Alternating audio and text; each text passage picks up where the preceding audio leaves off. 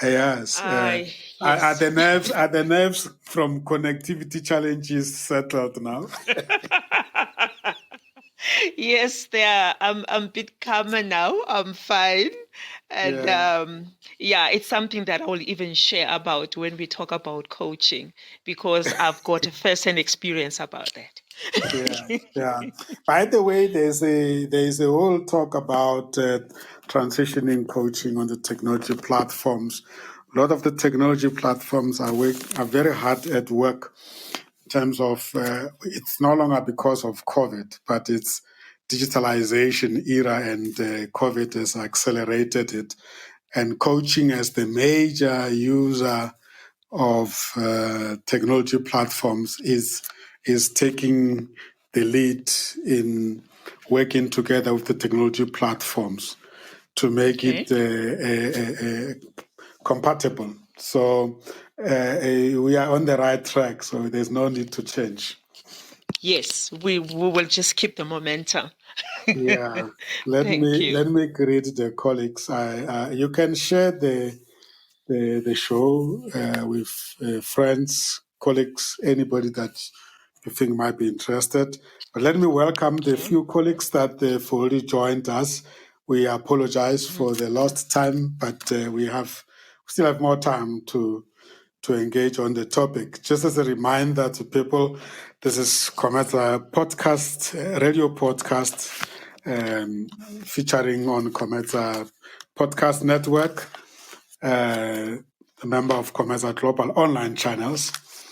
Let me remind people that our show is based on the concept of the idea. We inform and entertain, we develop and educate, we empower and support, we associate and network. That is the idea. Some people were asking me, why are we doing what we are doing? And I said to them that we are fulfilling the promise of our organization, which is the reason for our existence, which is really the sense of association, belonging, and feeling good while learning and acquiring new knowledge. In this particular instance, coaching knowledge, specifically to talking about the coaching models that we are going to explore as the second session of the 10 sessions that we have lined up.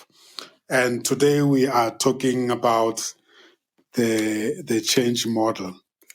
And you are our guest. We're going to engage you on this, and I hope you have a lot to share with us, Tosi. But perhaps by way of greeting the guests and also checking in, let me give you a few minutes to greet the guests and check in for us. Okay. Good evening, everyone.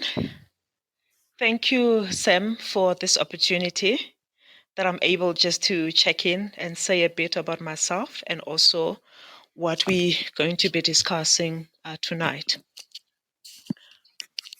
Like as Sam said, my name is Tosi Mphandle. My focus is that of learning and development with a key focus on transformation. So the topic that I'm talking about that we will be discussing with Sam tonight, it's a topic that's closer to my heart because it's about change.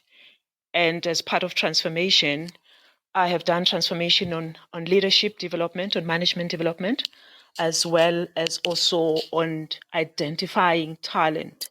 So for me, what is key is talent to be nurtured just when it enters the door. When it comes from school, fresh from school, nurture it from then, grow your own timber, and then you'll be happy later because you've developed everyone in the right way. Also my focus has been that of on women, on also on people with disabilities. So whenever I talk about change, I move from that premise of disability, of talent scouting, of developing people in terms of management, also in their personal capacity. So that's where I'm at. Thank you so Beautiful. much. Thank you. Thank you so much for those opening remarks. I'm looking at the notes from last session that we had that was hosted by me together with the two coaches, Ramavaka and Krista. And you attended that session, Tosi. Yes, I did. Yeah, it laid the foundation for this type of a conversation. And we were talking about the star coaching model. Just to remind those who were with us then that we already tackled the star coaching model. And today we are proceeding into the coaching model, specifically change.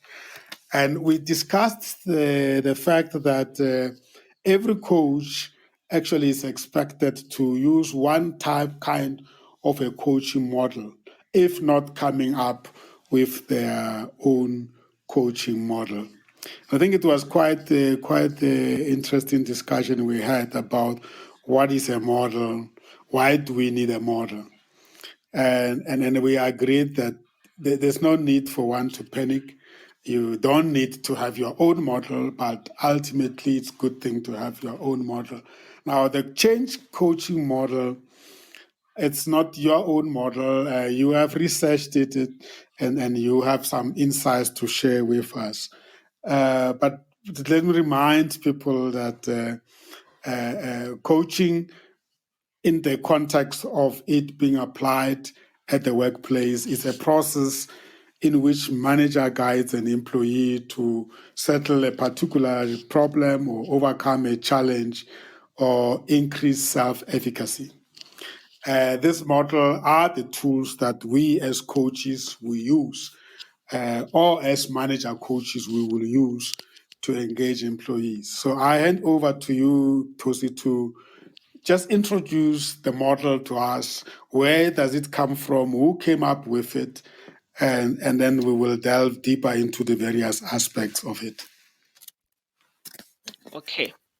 The coaching model that I'm going to talk about tonight, it's that of change coaching model. And it was created by Alison Everest from the United Kingdom. It is also called partly expatriate coaching. And this, without interrupting you, I was curious about this because I came across a name. You might not have come across it. If you haven't, please say so. But I came across a name called Natalie Halili. Did you come across that? No. Okay, all right, that's fine. Okay. Yeah, you can carry on. Okay. Okay. Do you want me to elaborate now on the coaching? Yes. Okay. Just you were telling us that it came by Alison who? Alison Everett. Alison Everett. Okay. Everest. Yeah. Okay. Everett. Yes. Thank you. Okay. You can carry on. Okay, I became fascinated also so much about this change coaching model, because for me, I'm about total transformation of a being. Before I delve on what she says about coaching, I just want to introduce a different perspective, so that at least we can move from a certain premise as well. Because for me, coaching, it's true, she does say it's also multidimensional. That's how I view it.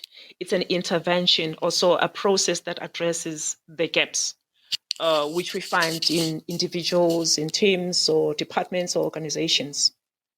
And also, coaching is not just limited to individuals, and also in a formal working space. And also, we can look like at institutions like learning institutions or government bodies, where they adopt different models. But that's where, for me, coaching starts. And also, when we look at change, it also has different facets for each individual. It could be about behavior, it could be about the knowledge, could be about the technical skills like working on systems, could be about soft skills or spiritual, emotional, financial, and so on aspect.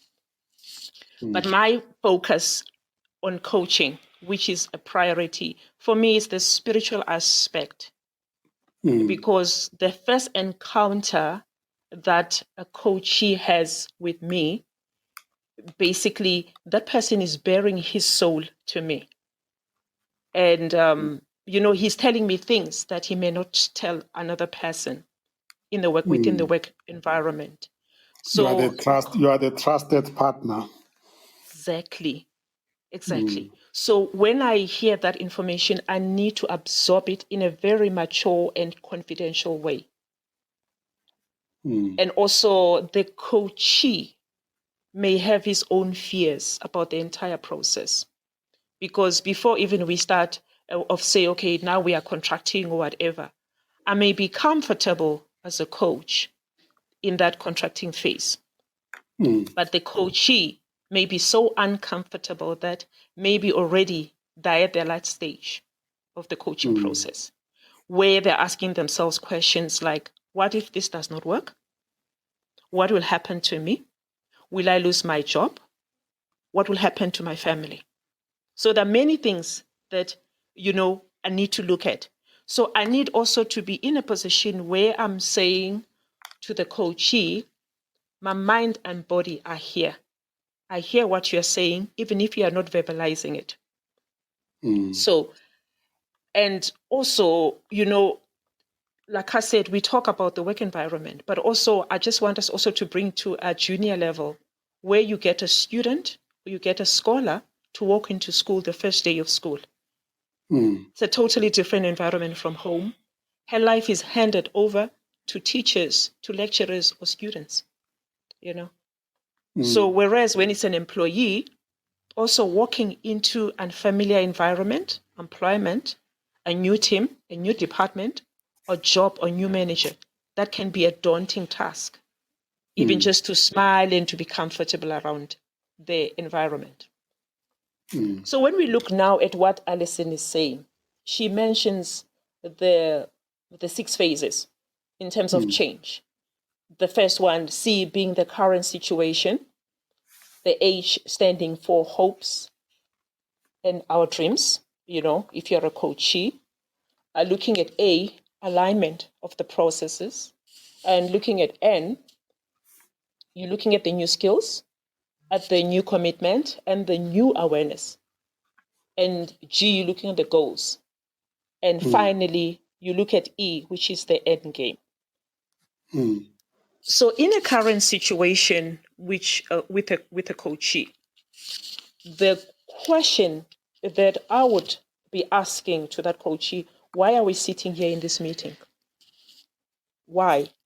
And what specifically has been identified as the gap by yourself or your superior?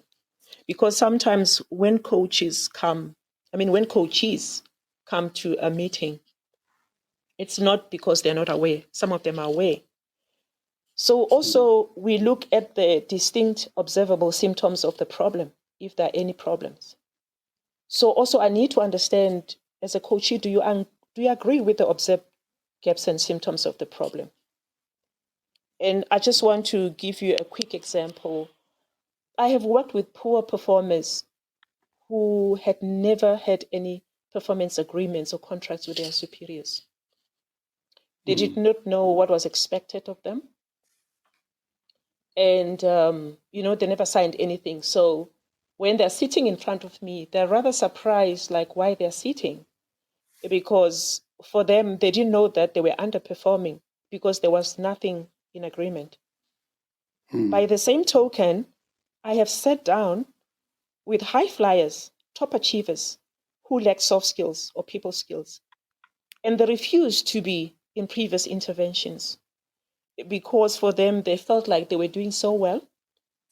They were excelling at what they are doing. They've, reached the targets for the company. But the missing link, which often I had to highlight in them, is along the way, when you go to the top of being a top achiever, you have to remember that you have to have skills for people. You can't trample on other people. You can't leave people bruised with broken hearts, and yourself, you are happy on top. So after that initial buy-in, after having the discussion, and then, there was understanding between me and the top achievers that, okay, it's okay, I'm sitting because these are the skills that I'm lacking. It's not because I'm not a top achiever. So then within this current situation, we go again to the concerns. What are your concerns regarding this process? And I think this was also highlighted in the STAR model when last week there's Ramabaka and Krista spoke, the concerns that people have when they are sitting in front of you. And also, what are the outcomes that you are expecting from this change process? And how will you measure those outcomes? So this is first the current situation. Will you say that what you are trying to establish with the client or the coachee in this current situation is almost like defining the status quo, what they know and what they don't know, what they are aware or what they're not, what is available and what is not available. It looks like you are trying to clarify to them that they might be high achievers, but not being aware of areas of improvement that are there, irrespective of the fact that they are high achievers. Exactly. That's the point, Sam. Because, in many times in companies, high achievers, people, they rather tiptoe around them because they don't want to upset them. They don't. Remember, it's an identified talent within the company. So they don't want to upset them. They don't want them to leave the company, within 24 hours they're resigning. They don't want them to be poached. Yes. So sometimes the real conversations about soft skills, they're not discussed. Because remember, each manager or each superior, they want their department just to excel.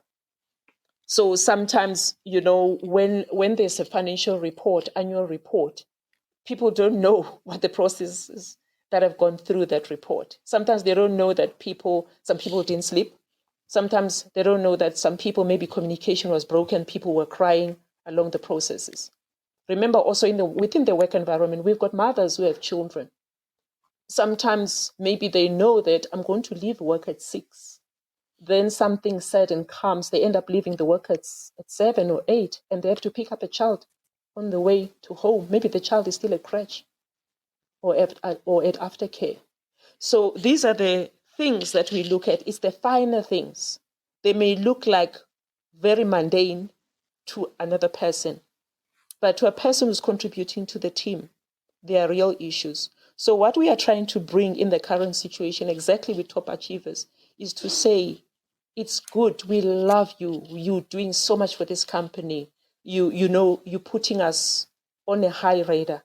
But remember along the way that you need to develop people skills, talk to people, make sure your team is doing well in the process. Because remember, in a soccer team, we've got 11 players. So each is specializing in their given position.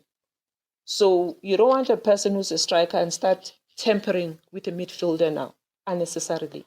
So you are saying now, we know you're a striker for this company.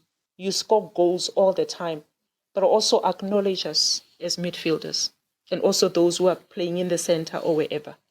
So that's what we are trying to do. What brought you to this coaching conversation? Could it also be requiring clarification? Let's say there was an incident that triggered the need for you to introduce coaching to the employee, or it could be an outcome of a performance management review that indicated that the person needs to be developed in preparation for the next level of promotion or whatever.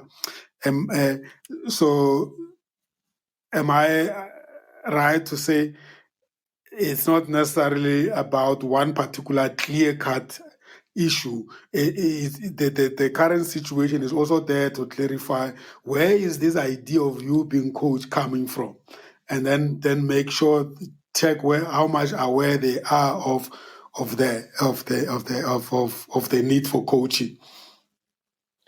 Yes, absolutely, Sam. It's the latter that you've mentioned about the person being identified.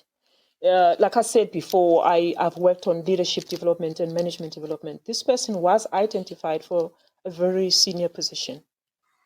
And, so we had time to look. I look at the reports. I look at the performance. It's true, performance-wise, the person was doing so well.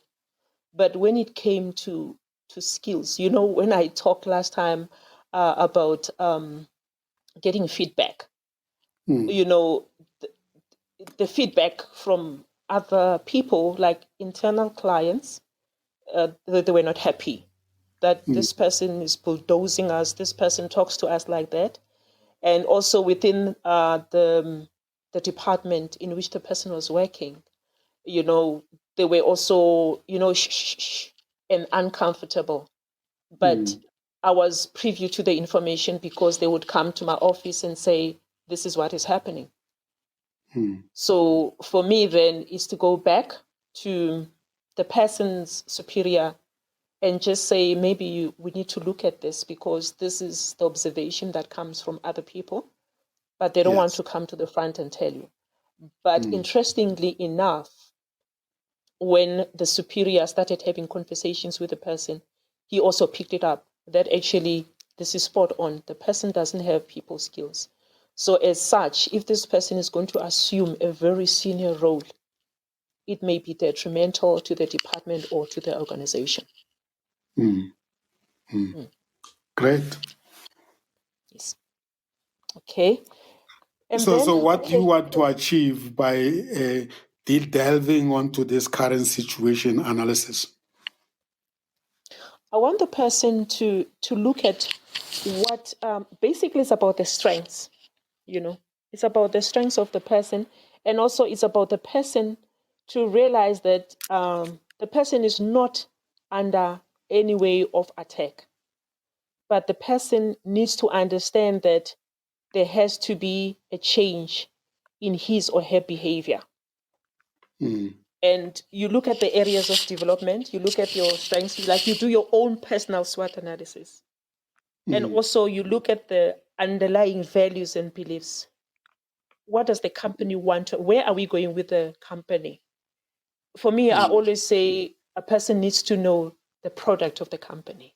You need to know the customers of the company. You need to know the stakeholders, because once you know those, then you know exactly when you wake up how you need to communicate, how you need to make decisions, how you need to solve problems. Because you're not going to approach the internal clients as the same way you're going to approach your external clients.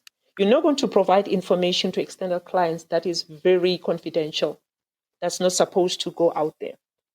So you look at the values of the companies and the beliefs of the company. So you also look at your strengths, as an individual, because you're working. Remember, individual goal is going to affect departmental goal and organizational goal. So basically, in the current situation, we want to look at your strengths, at your areas of development, and then we want to say, let's enhance them. What do we do in enhancing them? How can we help you? And also, more than anything, at this stage, we want to get your buy-in. We don't want to be a one-way process. We need to get your buy-in. So there's an element of contracting there.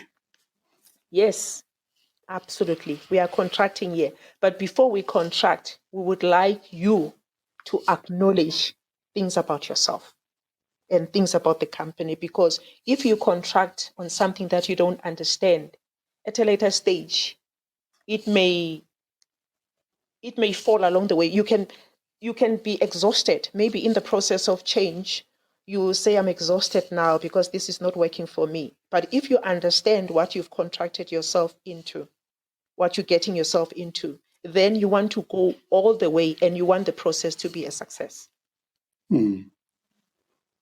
Great. Okay. And then we move from I go to the next stage of hopes and dreams. Okay. Here, the coachee may be in need maybe of a new manager, or it may sound even controversial actually, that a person may need a new manager, or a person may need a new role, or job enlargement, job enrichment, or separation of duties in achieving their goals and in their hopes and dreams. Because it has been proven that sometimes a person is underperforming where the person is placed, not because the person doesn't know what they are doing. Sometimes maybe the person who's on top, maybe there's a disconnect, or maybe the role is either too big for the person or it's too narrow. So if it's too big, maybe we divide your duties. Or if it's too narrow, maybe let's enlarge your job or enrich your job. If you're working maybe in a sales department, maybe sometimes you need to go with people who are working in finance so that you can understand the impact of sales on the finance of the company. Maybe you need also. So, yeah, sorry, carry on. No, it's fine. You can continue. It's fine. No, I was saying that I very much understand these steps, the stages from a consulting point of view when you are using the change model. But if you are using this model in a coaching setup, what kind of questions will you be probing with? Remember, in coaching, we don't want to deliver the answers to the client. We want them to do their own thinking. So for you to identify those points that you raise now, like whether a person needs a new manager, job enrichment. So what will be the type of conversations and questions and that you will bring across for this employee to figure out themselves that perhaps they need to consider the points that you raised? Oh, okay. So, for instance, looking at when we talk about the current situation, I raised the aspect of why are you here? What is the problem? And what are the symptoms of the problem? And do you agree? So the person already now has identified the problems. The person has agreed that it's true. This is my problem. So I take the person as a coach, I take the person back and say, okay, you've agreed on 1, 2, 3 on these problems. You've agreed that you're not performing, you're an underperformer. What could be the reason you're not performing? And then the person will start saying, okay, in terms of my job, maybe I'm not satisfied, there's no job satisfaction, or maybe I just don't get along with my manager. And maybe if I'm put, maybe the person, let's say the person was put to shadow somewhere for about 3 months. Maybe the person will say, when I was under manager so-and-so, manager X, I performed well. So maybe this is the time for me to move. Is it helpful to state it upfront during the early stages to the client that I'm not going to give you answers. I'm going to just hold the space and allow you to think along with me, and leave you alone to figure out the solutions. Mine is to support you. Is that helpful from a coaching 100%. point of view? 100%. It's always important to do that, because if you don't do that, you're setting a precedence where the person thinks you will do things for them. For instance, also in under hopes and dreams, my question is to the coachee as well is, what do you understand about the organization's product? What do you understand about the policies, procedures, and processes? Have you used them to advance your own development? And do you understand that there are departments that can help you? within this organization. So these are the things that the coachee needs to understand just up front. And then once the coachee understands that and say, okay, I know their departments, I know the policies, I know what they say, I know in terms of procedures, if maybe I want to study, maybe if I want to develop myself, this is what I need to do. So once we have that understanding, is understanding sufficient? How far can you stretch them beyond just understanding? Is it at this point or is it later on in terms of where they have to prove to you that they did something about it? It's in this model of Alison, I think this is something that I wanted to highlight. Yes. For instance, it talks about the goals. The goals are right at the end. Okay. For me, I would have preferred the goals to be just maybe after the initial Current stage situation. of contract. Yes, I would have preferred that, because I would have said, then let's look at the goals, because the goals are urgent to start with, and we know they should always be smart. So for me, if you're going to make those goals and the vision, you establish a sense of urgency around your goals. And also, you know who you're going to work with. For instance, you become a part of a powerful guiding coalition. So you look at people with power and authority to lead and enable the change. So, and because you will need them, as much as the change is about you, but you need people that you're going to work with.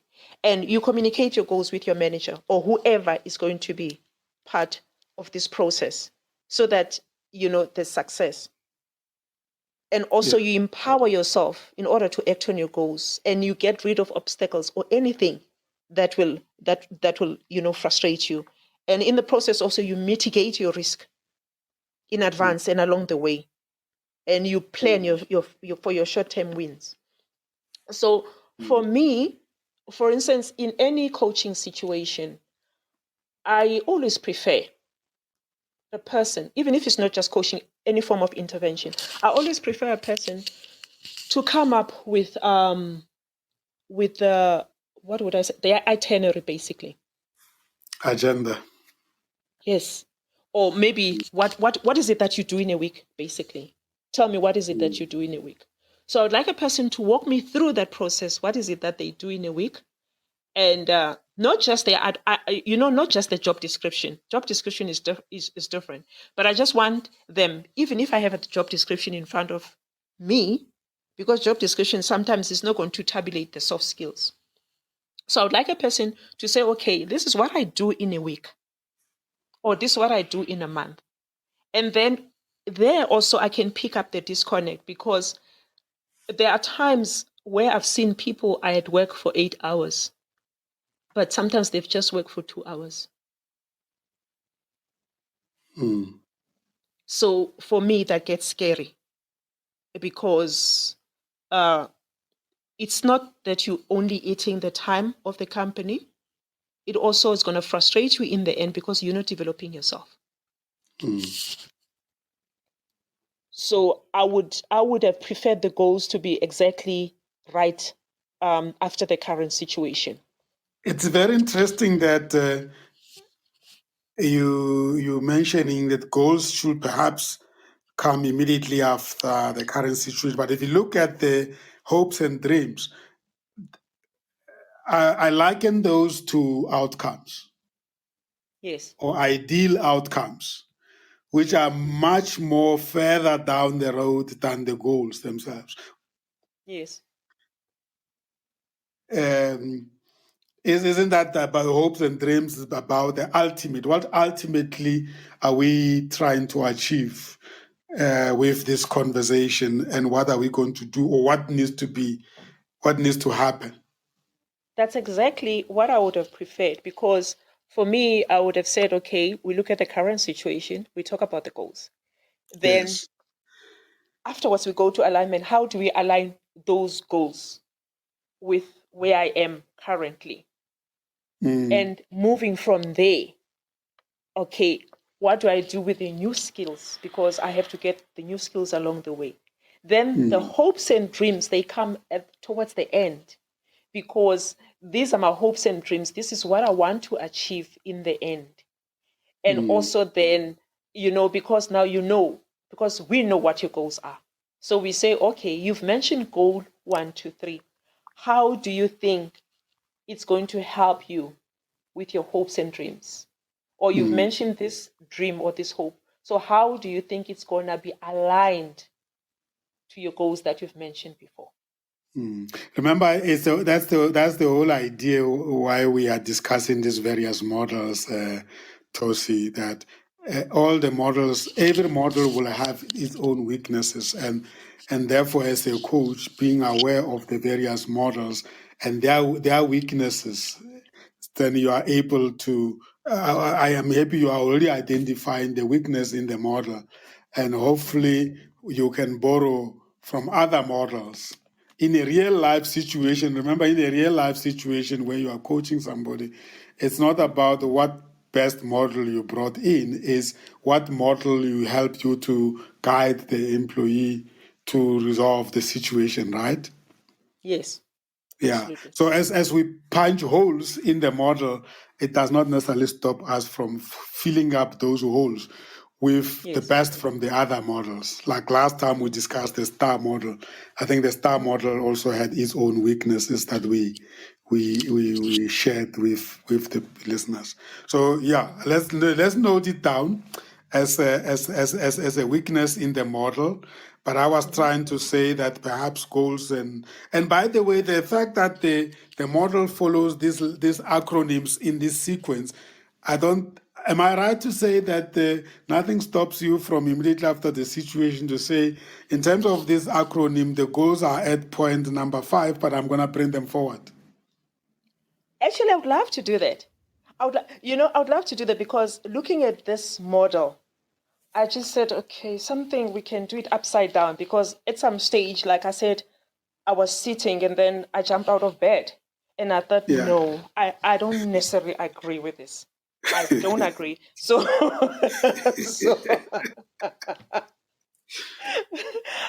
so I said, no, this is not how it should be done.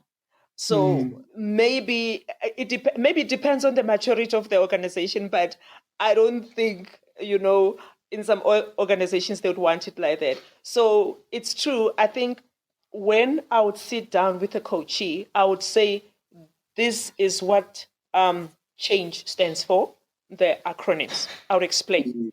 But I would also say, with due respect, if the person can just allow me to turn around so that we can work in a systematic way, so that also the person doesn't get confused along the way. Yes. But remember, it's also not necessary for you as a coach to tell the client, I'm now using the change model. You are just holding the space and using this model as a guideline. It's right at the back of your mind, you have it. Yes. So I think you can do that without necessarily saying, I'm turning the model upside down. Otherwise, I'll be Right? sued. Is the Yes. coaching's about the application, isn't it? Yes, definitely. Yeah, Yeah. sorry, carry on. Okay. So that's why I said, okay, I've spoken already now about the goals. So the person now, after the current, then would be looking at their goals. And then, like I said, more than anything, for this person, also this person needs to be empowered. For me, it doesn't make sense to send a person to an intervention and then the person is not empowered and not supported. Many interventions they fail because of that.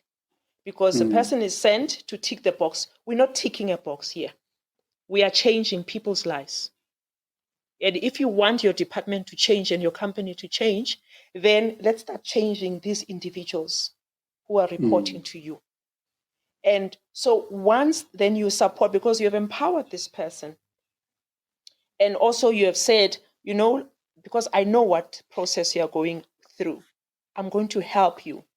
So once you've worked on all those goals, it is important for a coachee. I will say, okay, now it's better also to consolidate your improvements and produce more changes. Use systems and structures and policies and procedures. and institutionalize the new approaches. Keep them in records for references, because you will need this in future. Not just for yourself. We never know. Maybe this will be the future manual for your company on how to coach people in your situation. So once this is institutionalized and recorded and kept, then we are saying, okay, we are moving now from goal number 1. And then when you move from goal number 1, then there you are. You go, you look at aligning them. You look at aligning, you say, okay, I want to align all this. I'll give an example to you about alignment. You know, for instance, I've noticed that some coaches, before maybe they were part of a group of friends within the company. You know, people form from friendships and marriages and so on within the workplace. And of course, they're allowed, you know. So sometimes it happens that a coachee, maybe, who's the current coachee, this person may have been a part of a bigger group and sharing values and ethics above those of the employer, and sharing even confidential information at some stage. Remember, they meet outside the workspace. Then the coachee gets promoted. The dynamics, they change. Yeah. It's a different position. Now, maybe she's even a manager to her friends. Some values and ethics, they will change by virtue of the new roles and responsibilities. She may be required not to share any information with friends. She may be required to give instruction to friends, thus creating conflict. So this person needs to align her goals now. She needs to align what she's here for. She needs to know when to say, this is time for my friends and this is time for the employer. So also, in the process of alignment, the person may be required to work at odd times. So that means maybe going to the office early before everybody does, or starting your day without any disturbance of the noise, or moving objects or shadows, you know, or leave later. Or if the person is working from home, it may mean ensuring that the person creates their own space or how best to be productive. At the same time, also, they must inform the superior about their availability and timeframes in terms of submitting certain work. And also, it's important that they understand that some superiors, they have expectation issues. So you as a coach, you need to ensure that you do not provide a reason for your superior to doubt your performance. If you don't communicate where you are, even in terms of the goals that you've put there, they'll never trust you. They will think you're just putting goals, you're not going to put them.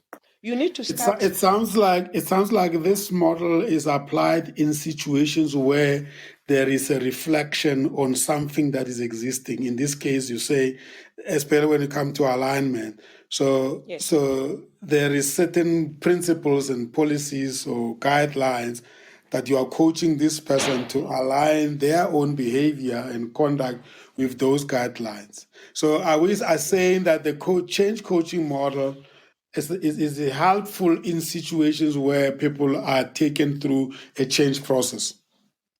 Absolutely, 100%, Sam. 100%. Because, you know, change, it comes with emotions. It comes with hatred. It comes with resistance. It comes with threatening people's lives and livelihood. It comes to people losing their jobs. So there are policies and procedures there in place, and to say, okay, we are going to undergo change in the company. And before we do that, we need also you to change. Because sometimes it's not about, because people, they're afraid of systems. People are so afraid of systems. I will even give you an example about myself when we talk about system. What happened is, at some stage, a new system was introduced where I was working. And it was a human resource system. For me, the jargon that was used, that was IT, I got so scared. And I developed all my documents in Word, in PowerPoint, in Excel. And I've got all the information. If you're asking me, I'll give you all the information. But I only had one fear: populate the system. And then I was provided with someone who came, like, sort of to coach me and to ask me questions. He asked me questions. What is it that you're not doing right? Okay, why haven't you populated? I explained to him that, I don't know where to start. And he said, okay, but you've started already. You've given me documents. You've done everything. Are you afraid of the system, or what is it? And I realized I was afraid. He told me something, actually. He said, check, what is it that you're afraid of? I was afraid of failing. I was afraid of the system. I was afraid of populating the incorrect information, even though I had correct information in front of me. He gave me 24 hours. He said, work on it and see how you can play around. Within 24 hours, I mastered the system. So it goes back to saying now, there are systems in place, but we are changing. But in changing, also you need to change your mindset. So my mindset also needs to change. So that's exactly what I did in changing my mindset. And in the process of change, remember also we look at the new skills. We are saying there are new skills that are coming. So in the new skills, what is it that you want to learn in the process?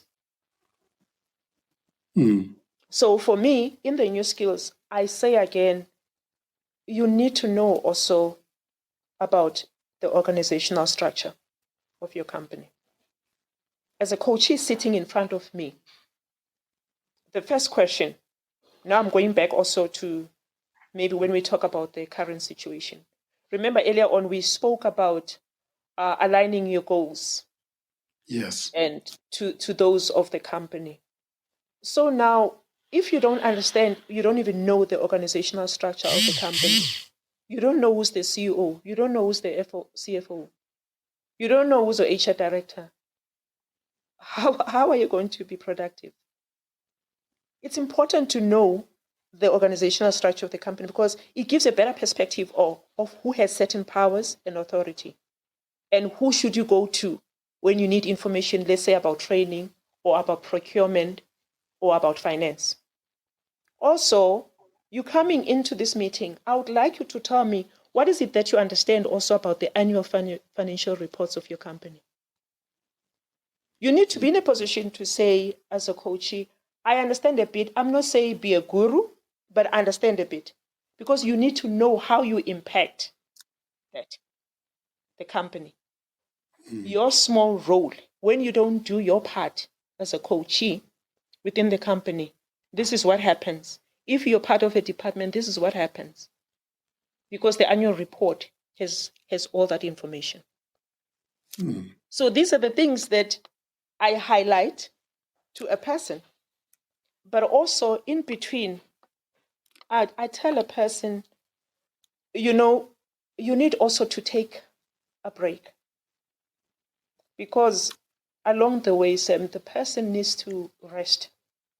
But is it you telling them, or is it you driving them to a point where they realize that they need to take a break? I want to keep on focusing on the role of a coach in this model, away from that of a consultant. Where consulting is telling the employee to do. So you are having a conversation and you have this model in the background and you want to make sure that the model benefits you and the coachee in your conversations. Then you pick up that this person perhaps is nearing fatigue because it's not aware that the system needs a break.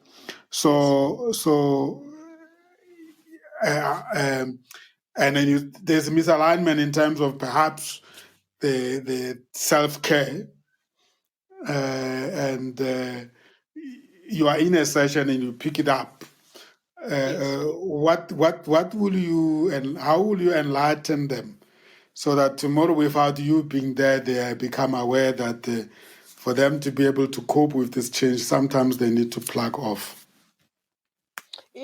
When they talk, usually in the contracting phase, and also when they talk about the goals and their vision, for me, I highlight that.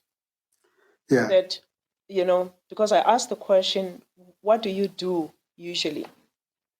Do you read any inspiring material that feeds your soul or your knowledge?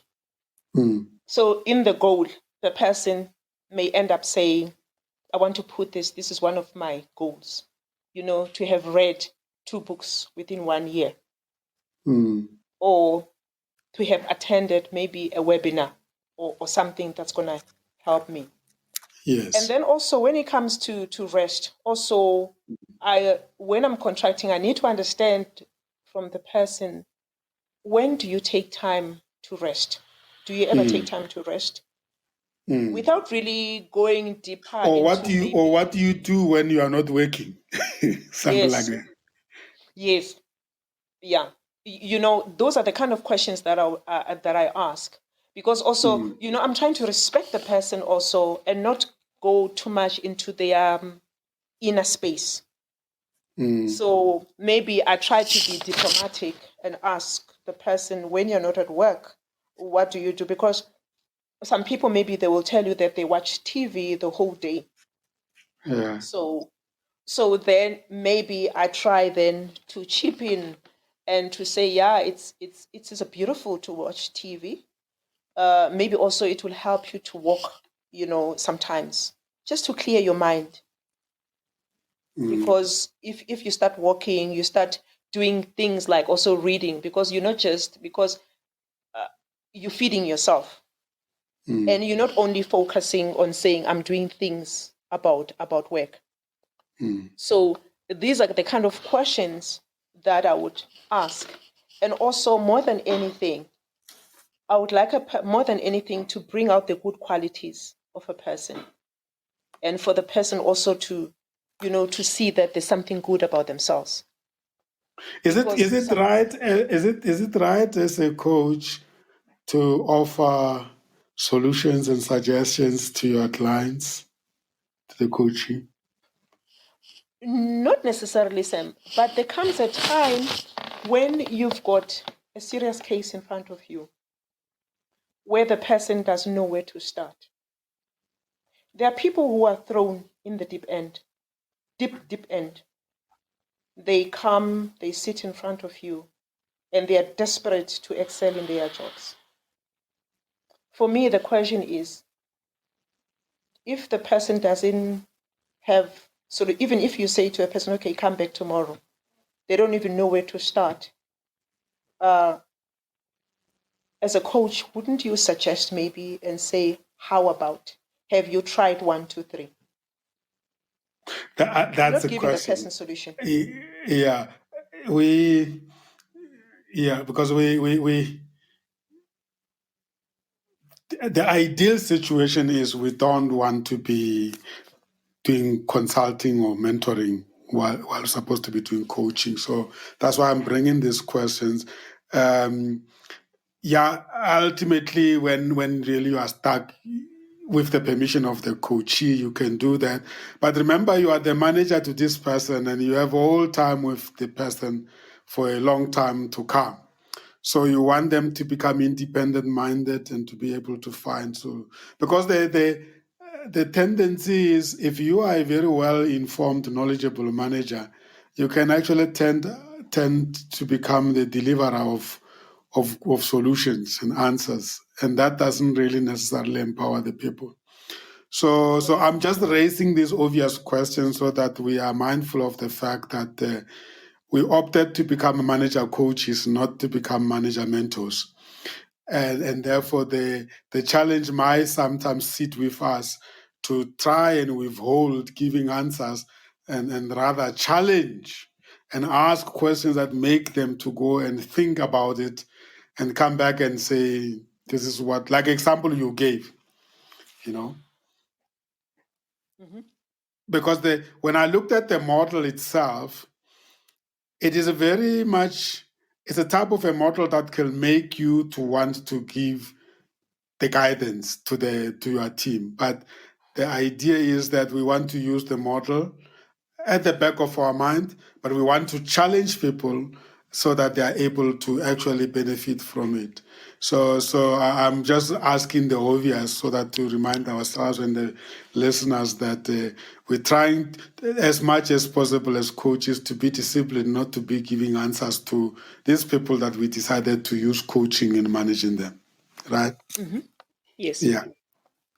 Great. So yeah, let's go to the next steps. Okay, we've discussed. I think we almost towards the end, Sam. There is an end there. What did you say? Yes, Did you touch I'm on doing the end? the end. No, I'm still going to the end game. Yes. I'm still going to the end game. It's interesting because no. I would like us also to highlight a bit on the hopes and dreams. Yes. Because I felt like we didn't go deeper. Like, okay. On the hopes and dreams, I'm thinking also the employee or the coachee, in terms of their hopes and dreams. Some hopes and dreams I've observed that not necessarily, maybe if the company is doing, it's within a different field. Sometimes people have different hopes and dreams. Let's say you want to study something and the company doesn't really think it has anything to do with what the services of the company are. But sometimes those hopes and dreams that the person has, they may add value at a later stage within the company. Mm.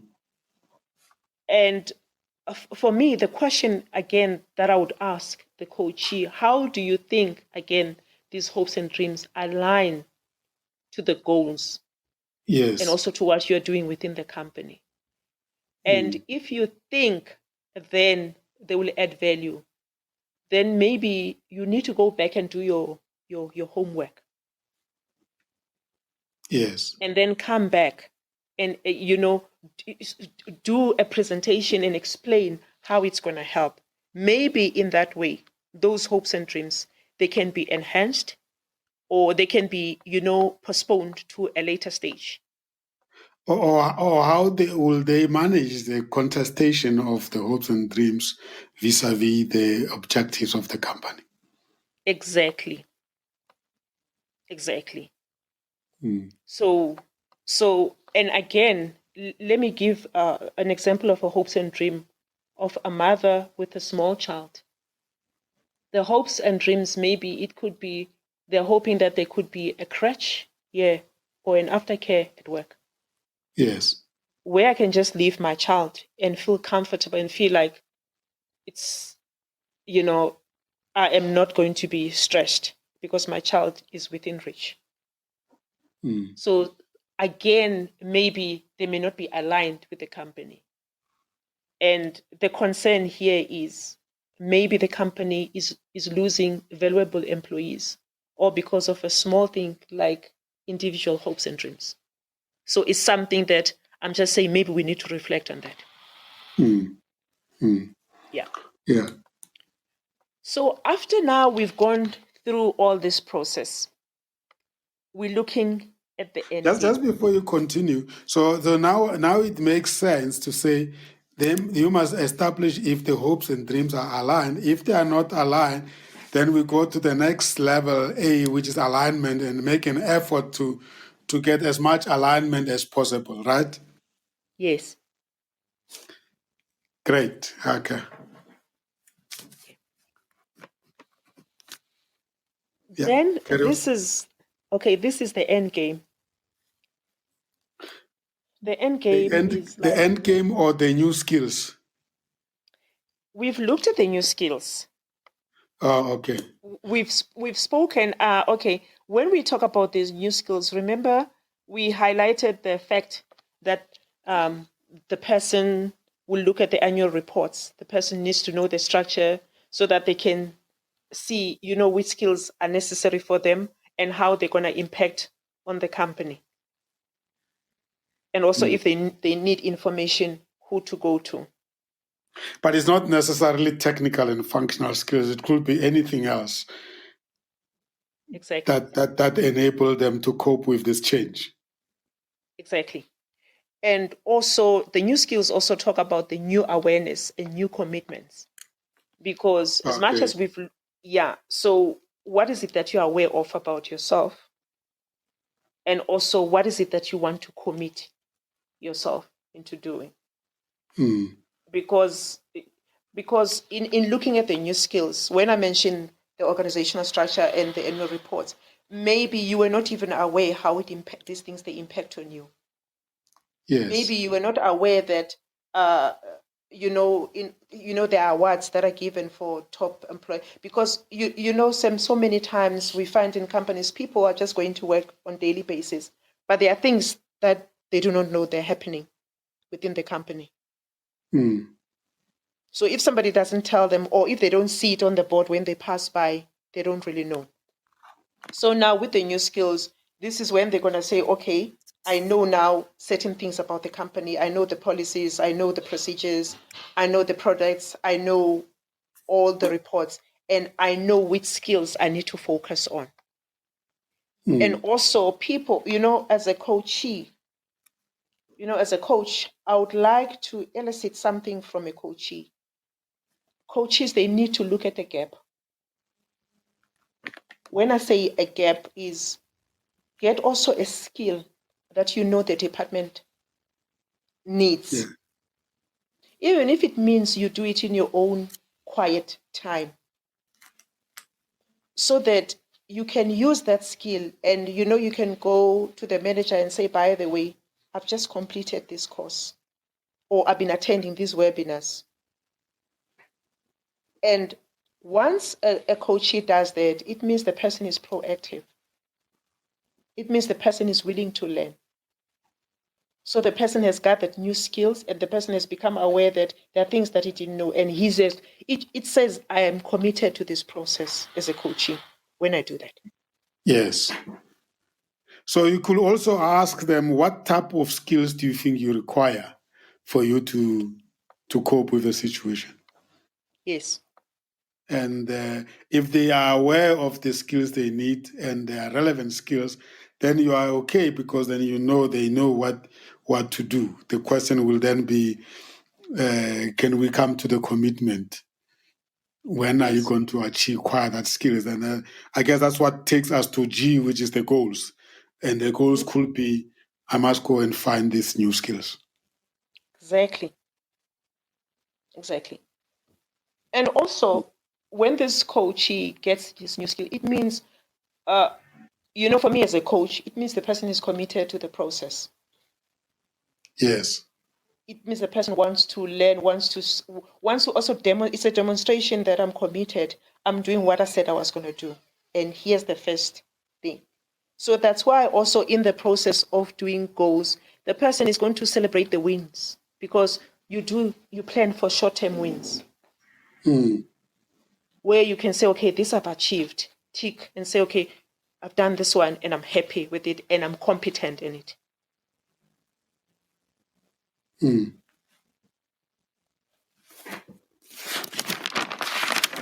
Okay, do you want us to move to the next one? Or I'm just reflecting a little bit, and I want to remind ourselves that, remember, this is the model that we as coaches and managers must master and apply.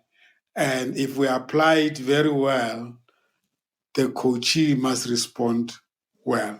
It's not us teaching the coachees this model. Yes. It's us applying the model, and the effectiveness of our application of the model will show in the way we are shifting the employee from one point to another. So at the same time, I'm putting myself in the situation where I want to use this model for my coaching, and I'm trying to say what will work for me and what wouldn't work for me. But what I'm liking here is It's the broadening of the concept of the skills.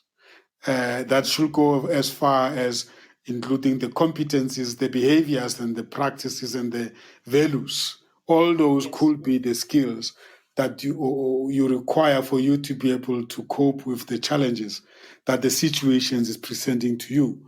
But from a coaching point of view, I should broaden it rather than just talking in a narrow concept of skills, because they may think that what is problem with them is that they don't have a knowledge, expertise. Meanwhile, perhaps the issue is the behaviors, the mindsets, the values, and all those.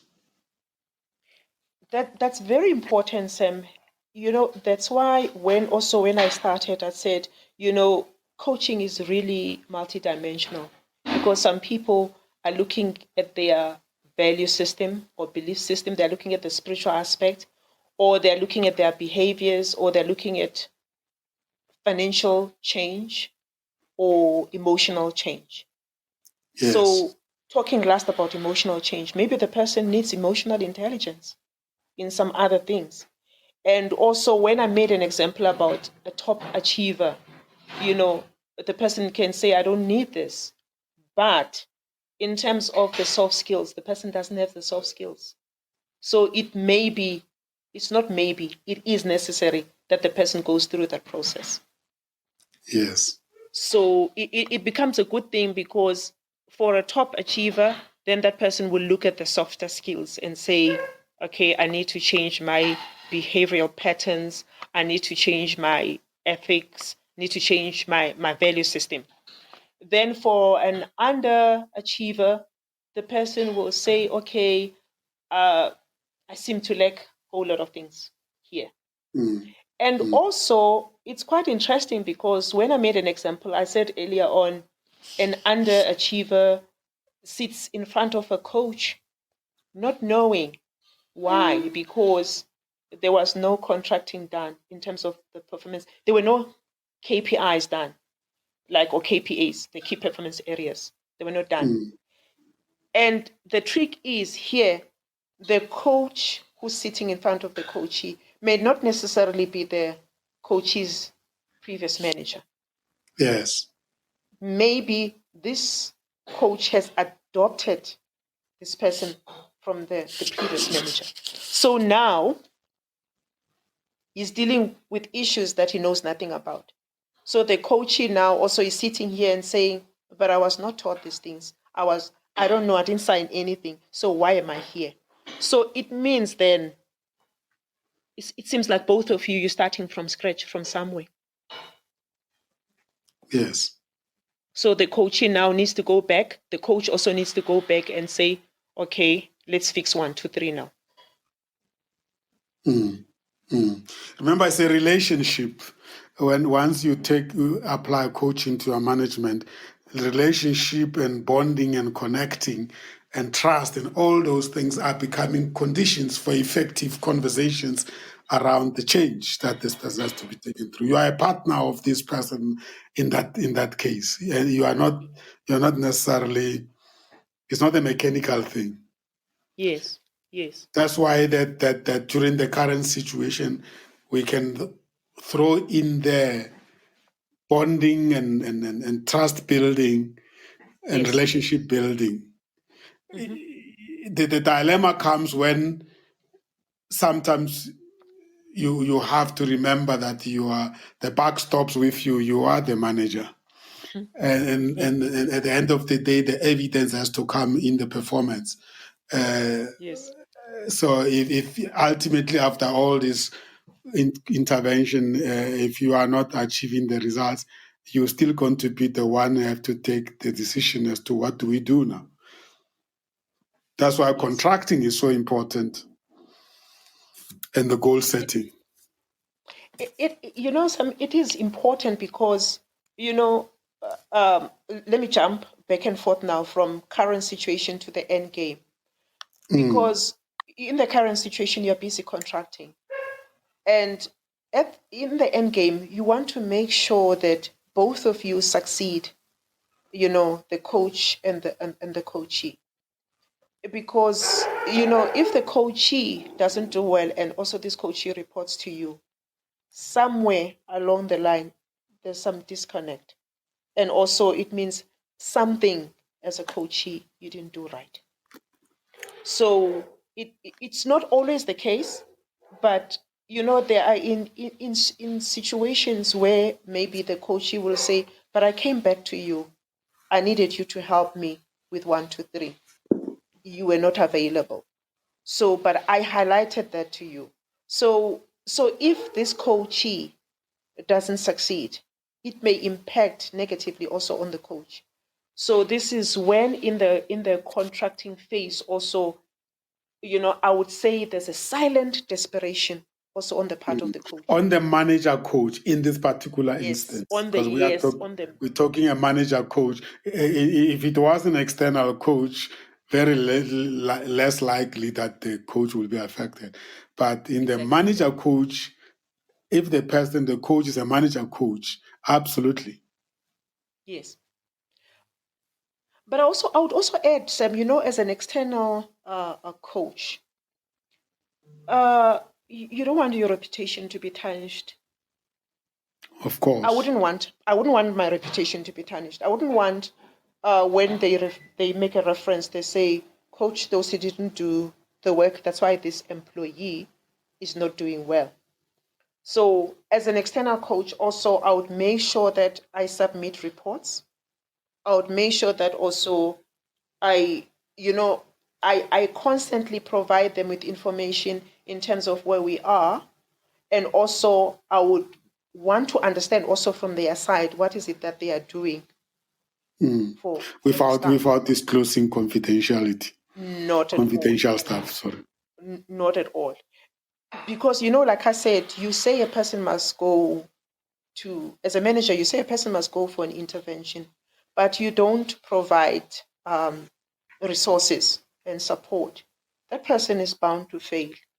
And also you say people must go for, let's say they go for a leadership program, where that leadership program requires that people, they understand the financials of the company, where they're going to work on projects. But that employee is not provided with that information, then that employee is not going to do well. So I think also as a coach, whether it be external or internal, you would want to know that this information is available, even at the stage of contracting. Yes. Yeah. We always ask a question of what is within your control and what is outside your control. Exactly. So resources could be something outside the control of the coachee. If the company is not providing them, it becomes difficult for coachee to benefit from the program. Yes. Yeah. So and then the end game. The end game, it's the end game. It's the shine of the client. It's the shine of the coachee. The end game, the coachee should be well equipped by now. And if maybe he had worked on 10 goals, by now at least half the mile must have been gone. Half of those goals must have been achieved, especially if maybe the coaching is a long-term process. So you say, okay, you've achieved so much. I can see you're fully motivated. And for me as a coach, I can tell you, I can selfishly say it would give me joy to see a person that I've coached, to see that within that period that I've coached them, they even got a promotion. Yes. So, this is the end game. Then you know that, okay, you've done your work. If it's not a promotion, maybe there are good reviews about this employee, or whether it's a 360 feedback or from the direct manager, it would give me that pleasure. So now you've equipped this coachee. In fact, this coachee has equipped himself. You've given him, legs to run. You've supported him as he's running along. So he's motivated, he's equipped, He understands the values. He understands his weaknesses and strengths. So now he's utilizing the strengths, that he's found during this process. So you've got a rounded person now. And this is the time to say, maybe now I let go.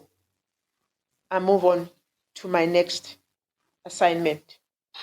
And if the company, then depending of if you're an external, maybe a coach, then the company may say, we stop from here.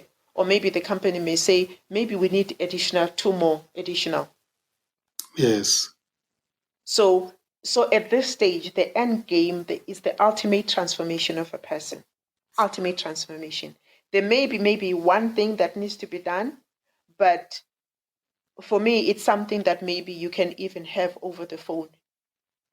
And I think even if the coaching now session is over, you can still say, okay, I'm going to give you, I can give you a month of access to me after this, where if maybe you want to ask some questions, I can provide you, or I can guide you where to, just to wrap up, just to make sure that you leave a rounded person. If then it's the manager, maybe the manager would say, okay, we've done the 12 months or the 6 months. Now you're on your own. I want to see how you move from here. In terms of change that involves change of behavior, mindsets, attitudes, and all things, will it be helpful at the beginning of the coaching using this model to enter into agreement with the client on the kind of performance indicators that we will look at when we get to the end of the program to determine if we have been successful or not? 100%. You call them performance indicators, but how will we know if the project's objective was to transform a person's behavior, for instance? Is it practical in this model to have that conversation earlier during the current situation or during the contracting to say, at the end of this 12 months or 6 months, I think we should agree on what we are going to look at to determine if the intervention has brought some results? Or we should leave it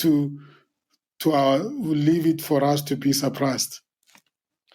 No, I wouldn't like to be surprised, because the surprise may really give some people a heart attack. Because no, I wouldn't like to be surprised. When I spoke about the current situation, at the end, I also mentioned what are the outcomes that the coach is expecting from this coaching process, the change process, and also how will he measure those outcomes.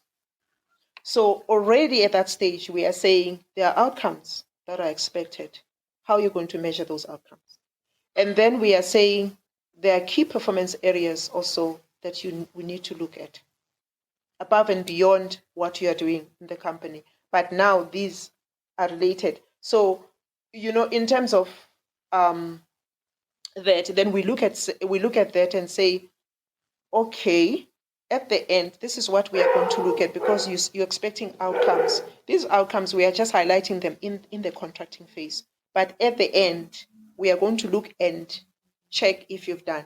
And along the way, you are measuring those outcomes, how far you are with them. Each milestone, you say, I've achieved this milestone. So at the end, we are saying, okay, let's go back now to the drawing board. This is what you said as a coachee you wanted to achieve. Let's look at them. What have you achieved so far? So that means we must reach a stage where the client, the employee, it's okay with being vulnerable, because those are emotional, sensitive things. We changing the behavior is not something that can come easy. If people don't accept that there is something wrong with them, it might be difficult for them to accept, even to talk about the indicators that they have made a shift. It will be difficult, Sam, Hence, also, during the contracting phase, I was highlighting the fact that, the coachee has concerns. Just when we are sitting there in that meeting, I'm excited about this process. This is what we are going to do, and the department is going to improve after this person has improved. But the coachee may be thinking, what if this doesn't work? What if the coachee has many what ifs? So at that stage, it's true, it's a vulnerable state for anybody. It's very sensitive because the coachee is going to tell you things that maybe he's never told anybody. And some of the things, and I can imagine it can be difficult if it's a direct manager. Yes. Whereas, if it's an external coach, it may be much easier because, this person is outside. So if it's a direct manager, maybe it may be very difficult for a person. Maybe it may not even take the first meeting for the person to open up. Maybe the person may need time out and say, you know what, let me come back after a week, after the collective. That's why the rationale for managers being trained in this way, if they want to use coaching as a tool, because it has its own limitations, especially when you are going to coach people that are reporting to you. You have to be very well trained to use it fruitfully. Exactly. I will tell you I just want to quickly go through a situation that I came across where a manager gave the work of one employee to another in the absence of the other. So employee X is running a project. Employee Y is at work. So employee X goes away and the manager gives work to employee Y. And it created a lot of conflict. People are being backstabbed and whatever, fights. When employee Y came back, there was like employee X came back. They were in fights. And I was roped into this meeting. And actually it turned out that the manager had no malice in doing it. The manager gave the other employee, the secondary employee, the work of the primary employee because she thought the secondary employee will do it better because the primary employee doesn't have the skills to do that. But the manager couldn't tell the primary employee that you don't have the skills. That's a recipe for disaster. Yes, that's what happened. So I had to sit there as a mediator and try to say, this is not how we do it. So I'm going back to what you are saying, that as a manager, if you are not trained also as a coach, you're likely to do such things. Yeah. And then you're likely to have an employee who's sitting in front of an external coach and saying, I don't know why I'm here because I'm doing my work. So that it's very imperative that the managers, they go through the process also so that they can understand. Because the moment you define your management being the managing the coaching way, there are certain liberties that you let go of as a manager. Yes. For instance, one of those is you can't be using coaching as a manager and then still applying judgment to your people that you are managing. Exactly. Still undermining them in the way you engage with them. All are those things. When you are just traditional manager, you can get away with them.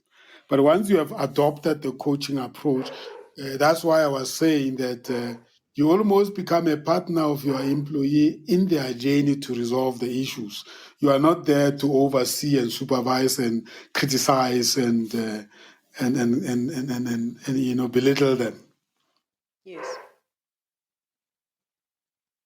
So, wow.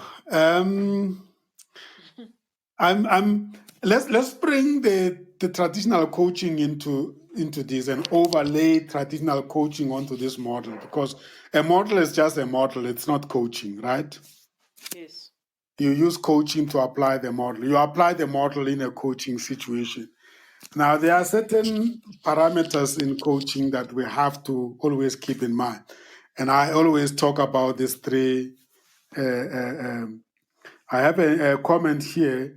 It says, to get an external coach has both good and bad side. With an external coach, the staff worker will feel free to express themselves. Absolutely. That's the benefit of an external coach. And I think that that is the one side of the coin, where with the internal coach being the manager coach, the employee is always very cautious in terms of allowing themselves to be vulnerable. Unfortunately, there's always going to be a space to have both external and internal coaches, exactly for the reason that has been mentioned here by our listener. And we must keep that in mind. That's why sometimes there is a suggestion that manager coaching approach should be used for employees that are high performers, self-directed, self-driven, and they don't need the manager to breathe down their neck. They're actually being coached to progress even further. Beautiful. I like that. It's true. Yeah.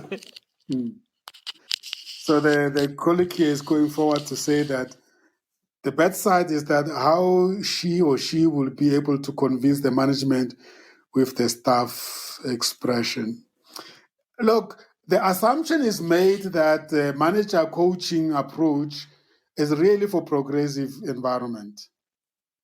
Yes. But at the same time, it's also for organizations that are learning organizations, that where the leadership see themselves as part of the solutions and the problems rather than removing themselves from the problem and looking at it from outside. So there are indeed certain conditions. I think the change coaching model can be used to transform the workplace into applying manager coaching approach. But it has its own limitations in this. I wanted to say that we mustn't look at the change coaching model as a magic wand. It's not a magical thing. It's an application thing. And the framework, models are always used in a framework. And the framework of coaching is that when people come into coaching, they come with their perspective. And therefore, a perspective that an employee come into a coaching where he's being coached by a manager is what they know, either here or where they come from. So, and you as a manager, you are aware of that perspective because you're managing them, you hired them, you know the level, the limitations they have in terms of technical functional skills, but you also know the limitations they have or the benefits they have in terms of behavior, competencies that are non-technical, and so on and so on. So that perspective is already there, but you cannot go into that coaching session without unpacking it and making sure that you are actually aware, or you are taking that perspective into context. If, for instance, this employee that you are coaching is non-performer for the last 2 years, that is the perspective that is going to inform how you actually going to engage with them. Then the next thing is that you then go forward and say, what do I want to achieve with this intervention, as you were discussing? So you either want them to become self-aware, or you want them to be voluntarily to go and acquire knowledge. You want them to be challenged so that they become uncomfortable, that they do something about it. So that must always be clarified. And then, of course, what you plug in the middle between the perspective and the purpose is the process itself, which is the coaching itself. And that's where now, in your conversation with the employee, you can bring these 6 steps in a change model, right? Yes. So overlaying of the model on a framework is very, very important. Otherwise, if you use the model naked as it is, you are bound to reach roadblocks. Yeah, it can be very dangerous, Sam. Actually, I fully agree with you. So we just use it as a framework, a guideline to say, okay, when I'm faced with a situation like this is maybe what I need to put in.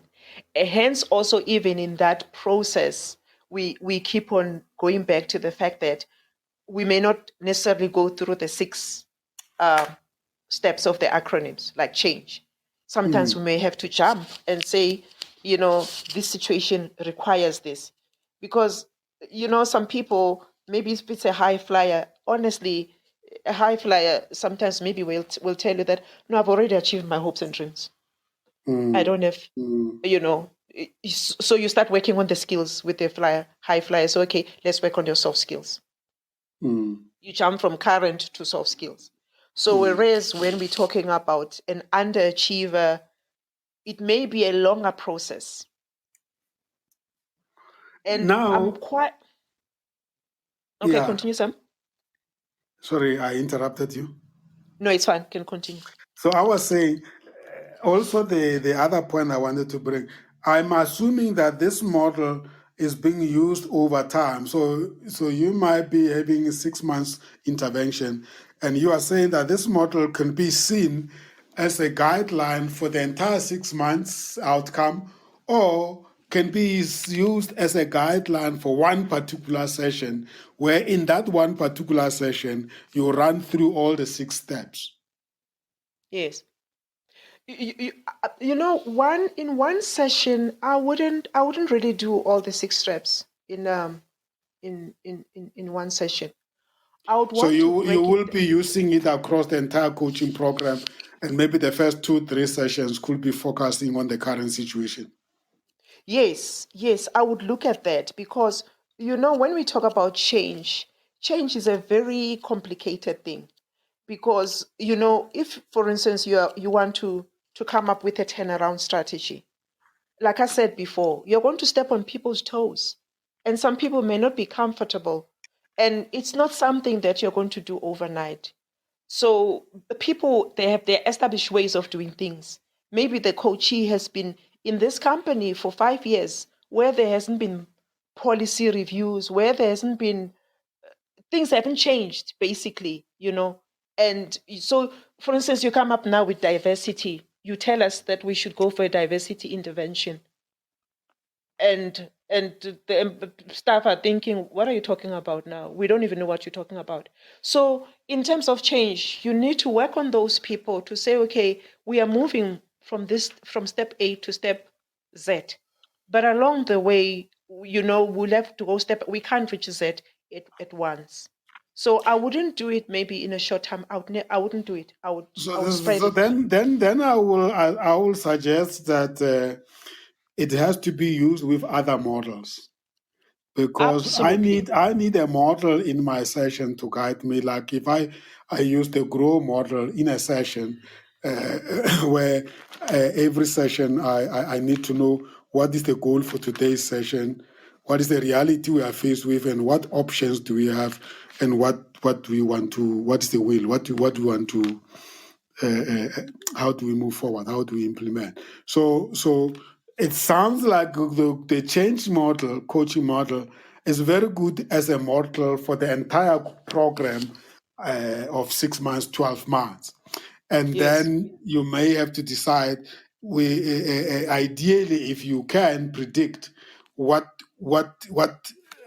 how much time you spend on each of the 6 legs. Yes.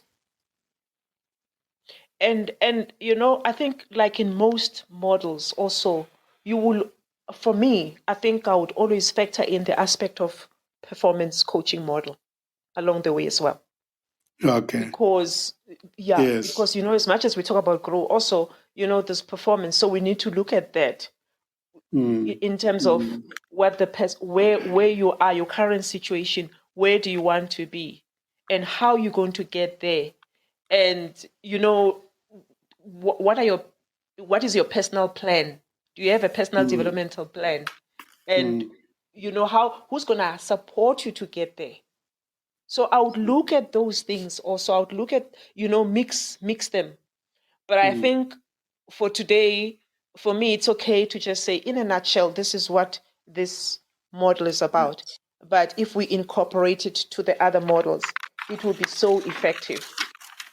But this model, it becomes necessary where companies, they want to have a turnaround strategy. It becomes so necessary because there's no time to wait. That's why in the goals also, the coachee needs to look at the sense of urgency. You cannot wait and say, no, we will look at next year. Some things, they have time frames. We need to develop these things within the next 2 months or the next 3 months, and where do you fit in? Sitting here as a coachee, where do you fit in all these changes that are taking place? So these are the things also that we need to look at. Beautiful. Great. Wow. I can't believe that we are almost at the end of the conversation. I really enjoyed the insights from you, Tosi. Let's work towards checking out, otherwise we'll be kicked out of the studio by the platform. Okay. Yeah. So thank you so much. What would you want to check out? How would you want to check out? What was confirmed for you? What aha moments, take home, and anything you would want to change in approaching this topic? Okay, before the quick change, I saw there were some messages. I think we didn't read. Yes, them, but I've it's been fine. looking at the message. I'm following the Oh, messages. okay. Yeah. Oh, okay. Okay, Yeah, no, no, that's fine. that we address the issue of the fact that the staff will not express themselves to the manager. That is that's a shortfall of a manager becoming a coach, because that you're not going to get the full story from the employees, depending on the relationship of coachship, of course, you have. For instance, they will not necessarily bring personal issues that disturb their performance, which they Yeah. normally will do with an external coach. There's a question also to say, which days do you guys usually meet up online? The next one is the next Tuesday, right? The next Tuesday. For this particular series, we are having it every week, and I think the next model we are discussing is next week Tuesday. Otherwise, I think we did say that we will meet. It was it the last Wednesday, the last Monday of the month. Anyway, I think the people can just go follow COMETSA Podcast, Radio Podcast, and at www.cometsaradiopodcast.com. If you follow the podcast, the moment we schedule a session, then it will pop up. You'll get the pop-up notification. But in terms of up to October, up to November, every Tuesday, 1800 hours to 2000 hours, we're discussing a particular model. Do you remember what the next model is going to be, Tosi? Ooh, sorry, Sam. Okay, No, I we'll don't. check. Sorry. We'll check Sorry. that. We'll check that. We'll publish it very soon, and people can get it. Yeah, those are the questions that were coming through. Yeah, let's check out before we run out of time. We've got 2 minutes to check out. Okay. I'm just my aha moment. I think it's again within the alignment, where the person is aligning what they have learned and where they want to be. Because in terms when you align, it's never easy. It's not an easy thing to align what you believe in. So, and also it's the fact that the dynamics in the company, they change a lot. For instance, if you were just a simple employee before, now you're a manager, so you need to change your value system. So for me, that was very important, because it's like you shift the mindset. So if we all do that, then we can grow as a company. And also the aspect of learning new skills, I like that as well. And so also what I would have changed about this, like I said before, the goals for me would have been in front, right after the current situation. Yes. So it's still okay. So I'm grateful, because also I think within the process of us talking, I was also learning things, which was also another aha moment. We're like, okay, this is very interesting because I'm also learning many things along the way as we talk. Thank you. Thank you very much, Tosi. This was excellent. Yeah, the next...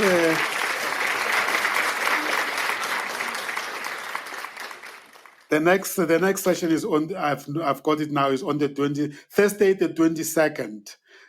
We're having Rapula Mulibani and Loazi Mutembu talking about the fuel coaching model, and at the same time we will look into communication in workplace coaching, and it's happening as 1800 hours South African time. Thank you so much, colleagues. Thanks for the listeners, and thank you, Tosi. It's been wonderful. Thank you, everyone. Thank you, Sam. Thank you, listeners. Bye. Bye.